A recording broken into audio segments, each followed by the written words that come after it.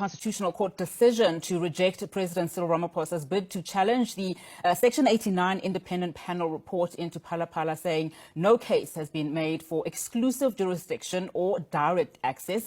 We're now joined via Zoom by Mr. Vuyolethu Zungula, leader of the African Transformation Movement. Sir, thank you so much for your time this afternoon. Really do appreciate it. Thank you, Unati. Just an addition, the president sought basically three things. It was direct access, exclusive jurisdiction, and the application to intervene. So what the court said is that all three applications of the president, or what the president asked in that application, have been dismissed. So that application to intervene basically speaks to the substance or the merit of the case. And yet the presidency says the Constitutional Court ruling against the president is not a blow. In fact, I spoke to one legal analyst who agrees. Your response to that ruling?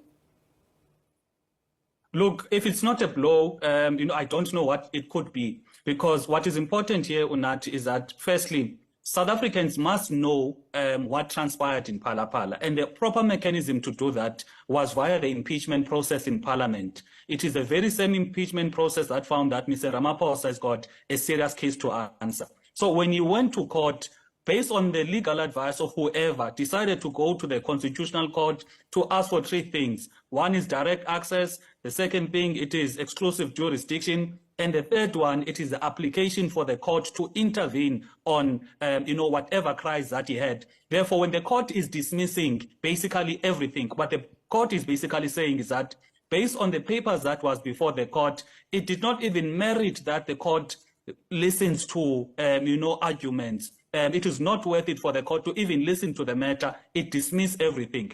Therefore, what that effectively means is that there is no legal grounding for Mr. Ramaphosa to say that report is legally flawed. That report still stands, and that report still says that there's a serious case to answer. And up until that case has been answered, we as the ATM, including all South Africans, they must not rest, because we must not relax up until we are certain that we have a president that acts and operates in line with the law. Because as things stand now, if a person has been found by a competent body led by a retired Chief Justice, and that body determines that this person has seriously violated the Constitution, therefore we need to be suspicious of him delivering SONA, him appointing cabinet, because clearly he is not acting in the best interest of the country. He is not acting in line with the Constitution.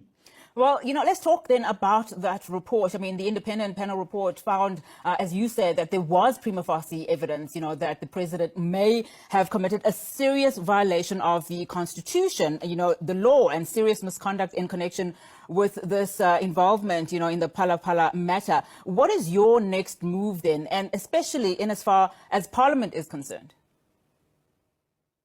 We are in contact and conversation with our legal representatives for us to determine the next step. But I think what is important for South Africans, South Africans must understand the importance of that institution called the president of the country.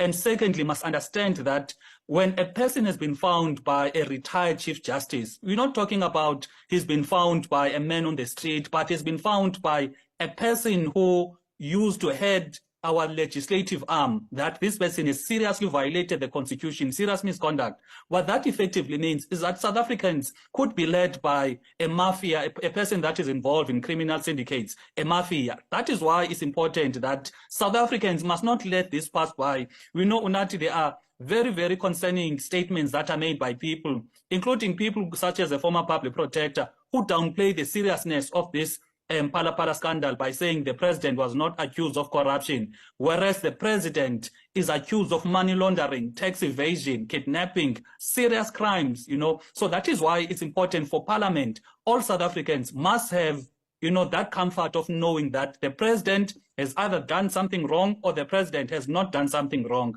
I've just read that the DA has approached Parliament as well to establish an ad hoc committee so that this matter is further probed, because it is important that South Africans must have that comfort that their president has not been found, being mired or entangled in a criminal network system. You're talking about this ad hoc committee, and in fact, I saw the DA's utterances, following this ruling. Do you have no hope then in the investigations that we are told are currently ongoing, by the Hawks? And of course, you've mentioned the public protector. I mean, we still have not seen that report by the public protector.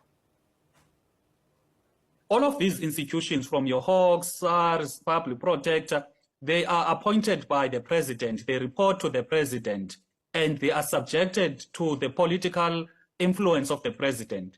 Now, hence you find that even with the Hawks, Mr. Fraser submitted an affidavit with evidence in June last year already. We are now in the 8th month, after that complaint was submitted by Mr. Fraser. But if you can ask yourself, even ask the people from the Hawks, is the president under investigation? The answer is, they give you a vague answer.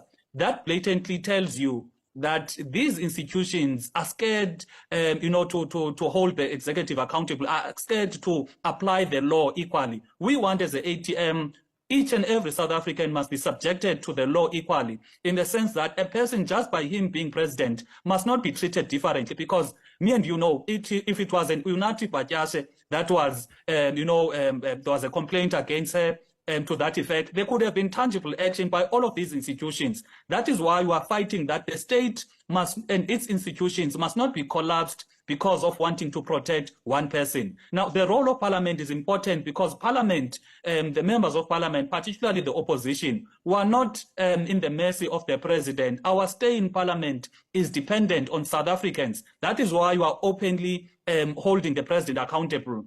Whereas the other institutions, if they want promotions, if they want a long stay, some of them, they are fearful in terms of doing what the constitution and what the law requires of them. That is why they are finding it difficult to pronounce, because an investigation should not take more than 8 months. It should not take more than 8 months for the Reserve Bank to say the Reserve Bank laws or foreign currency laws have been violated. It should not take 8 months for SARS to say taxes were paid and there was no tax evasion. But we're seeing all of this mess because some of the people in these institutions are fearful to apply the law equally, and that is what we are fighting against. Mr. Zungula, thank you so much for your comments this afternoon. Really do appreciate it. That was ATM President and Leader Vuyolethu Zungula.